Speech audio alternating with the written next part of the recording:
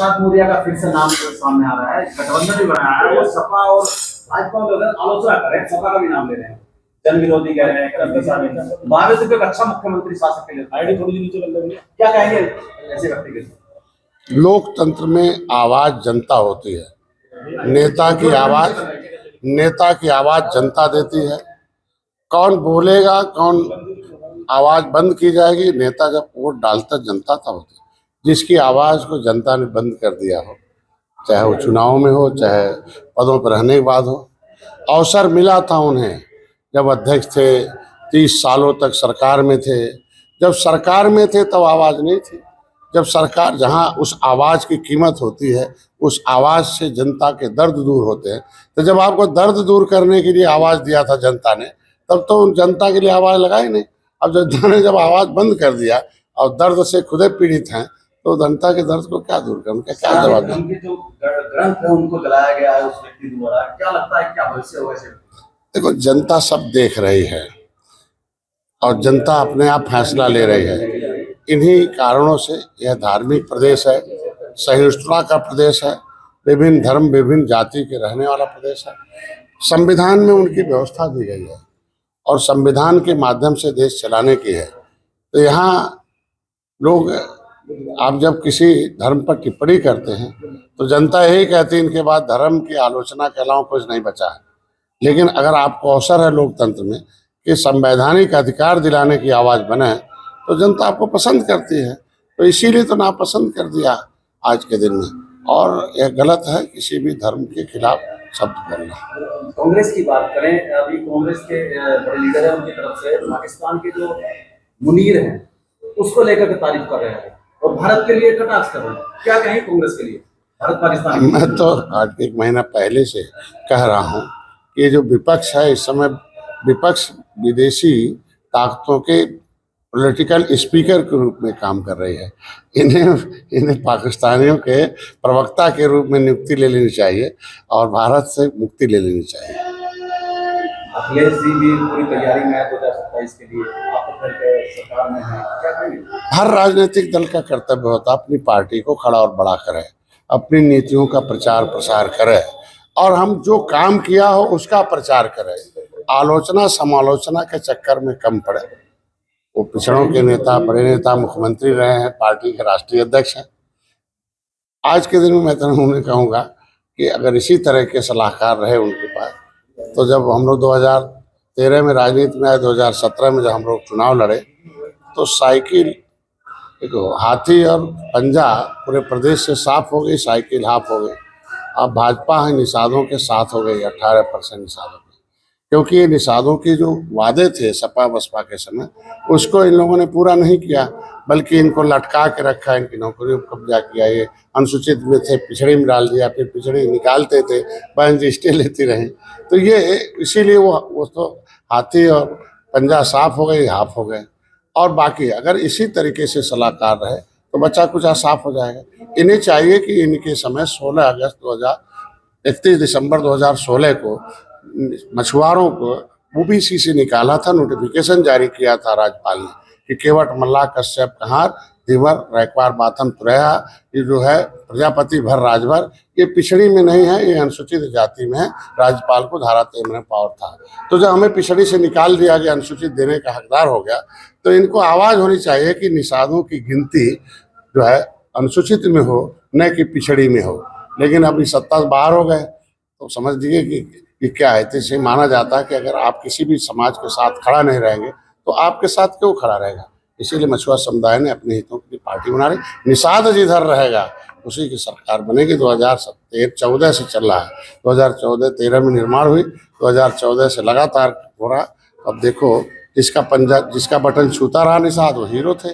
Button छूना बंद कर दिया जी। आज भाजपा के साथ है, आगे भी रहेगी और देखिए इनकी समस्याओं का समाधान। संजय जी, अभी स्वामी प्रसाद मौर्य की बात हो रही थी, बाराबंकी में उन्होंने एक बयान दिया है, वो भाजपा और सपा पर हमलावर हो रहे हैं।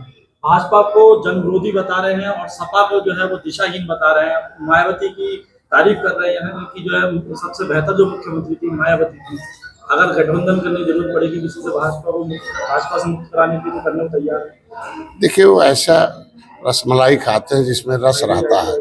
कभी वो बसपा में रहे, जब तक रस था तब तक बसपा में थे, और जब जनता ने रस बसपा से खत्म कर दिया तो भाजपा में भाग के आ गए। अब भाजपा में रस खत्म कर दिया इनका तो सपा में चले गए, और सपा ने रस खत्म कर दिया तो अब बाहर आ गए। ये रसविहीन नेता लोग हैं, जहाँ रस मिलता है वहाँ बोलते हैं। अभी सारे लोगों ने इनको रसविहीन कर दिया है, इसलिए इनको इनकी बातों पर क्या कहा जा सकता है। परिस्थिति है तो बहन जी तो बार-बार अपने घर में जो है पति से बदल दे रही हैं, बार-बार निकाल दे रही हैं। तो ये देखो, दलितों की नेता हैं बहन जी ने, देखो जिसके अच्छे कार्य होंगे उसे कहना पड़ेगा।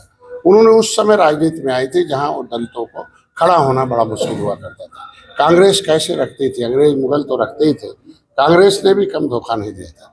लेकिन एक अभियान जो अम्बेडकरवादी मिशन था, माननीय कांशी राम के मिशन को उन्होंने स्थापित किया, और हम लोग भी कांशी राम के उस मिशन के एक हिस्सा थे, और अंतिम तक थे, अंतिम सांस तक थे, जब तक कांशी राम जिंदा थे। हम उम्मीद रखते हैं कि बहन जी को वो कांशी राम के मिशन को उसको इस धरातल पर लाने के लिए सोचना चाहिए, और दलितों के हितों की बात करनी चाहिए, न कि आप किसी के कहने पर होना चाहिए। अब इस तरीके से किसी भी पार्टी की जो विचारधारा हो उस विचारधारा को धरातल पर लाना चाहिए, क्योंकि वो अनुयायियों के साथ कठिनाई होती है। आज जो भी सपने अधूरे थे कांशी राम को या अम्बेडकर के, उसको मोदी योगी पूरे कर रहे हैं, हमारी एनडीए पूरे कर रहे हैं।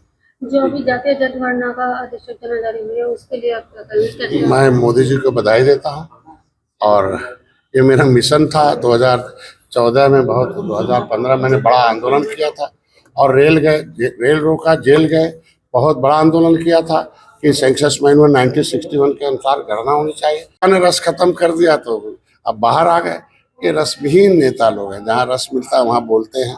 अभी सारे लोगों ने इनको रसविहीन कर दिया है, इसलिए इनकी बातों पर क्या कहा जा सकता है। परिस्थिति है तो बहन जी तो बार-बार अपने घर में जो है पति से बदल दे रही हैं, बार-बार निकाल दे रही हैं। तो ये देखो, दलितों की नेता हैं बहन जी ने, देखो जिसके अच्छे कार्य होंगे उसे कहना पड़ेगा।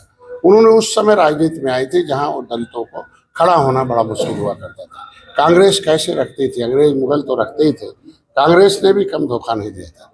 लेकिन एक अभियान जो अम्बेडकरवादी मिशन था, माननीय कांशी राम के मिशन को उन्होंने स्थापित किया, और हम लोग भी कांशी राम के उस मिशन के एक हिस्सा थे, और अंतिम तक थे, अंतिम सांस तक थे, जब तक कांशी राम जिंदा थे। हम उम्मीद रखते हैं कि बहन जी को वो कांशी राम के मिशन को उसको इस धरातल पर लाने के लिए सोचना चाहिए, और दलितों के हितों की बात करनी चाहिए, न कि आप किसी के कहने पर होना चाहिए।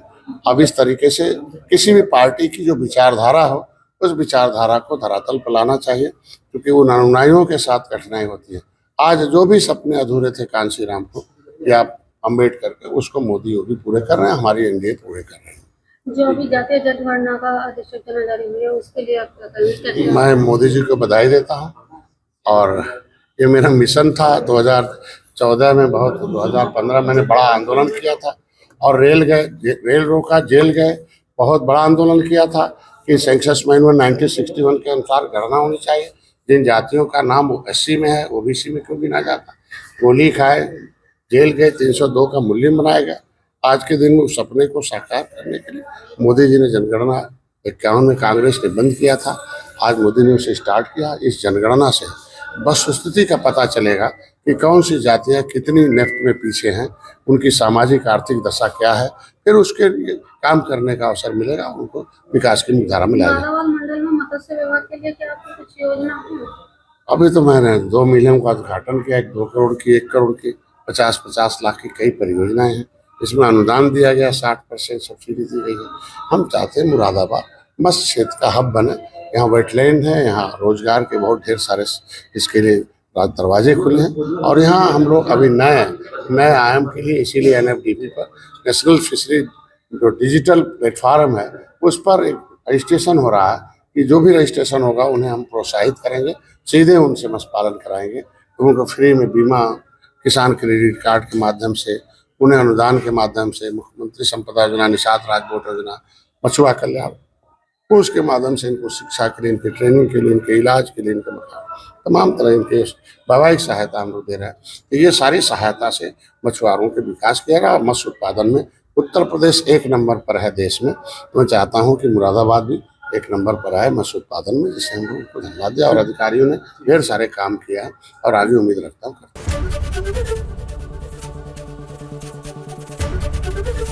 एबीपी गंगा, खबर आपकी, जुबान आपकी।